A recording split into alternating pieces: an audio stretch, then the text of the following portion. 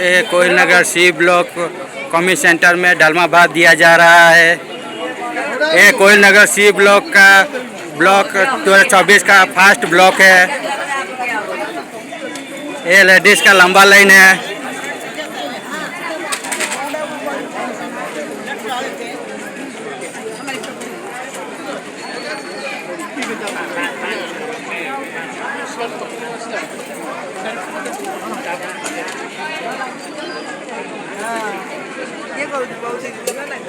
यहाँ तक छोटा लाइन है, इधर बड़ा लाइन है, बहुत लंबा लाइन है। पूरा सपोर्ट भी करो रिपोर्टर मैंने फॉलो। देखिए यहाँ पे बहुत धूप में लेडीज लोग जेंट्स लोग खड़ा हुए हैं, बहुत धूप दे रहा है। वीडियो तो ज़्यादा लंबा हो जा रहा है।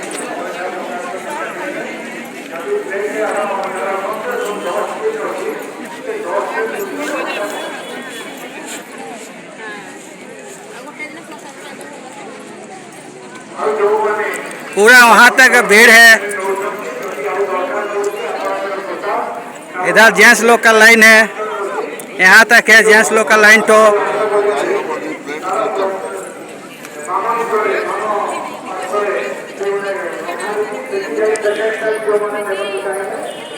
जिगर भाई यूट्यूब को लाइक करिए, सब्सक्राइब करिए, बेल आइकन को क्लिक कर दीजिए, शॉर्ट वीडियो लाइक करिए, लॉन्ग वीडियो लाइक कर दीजिए।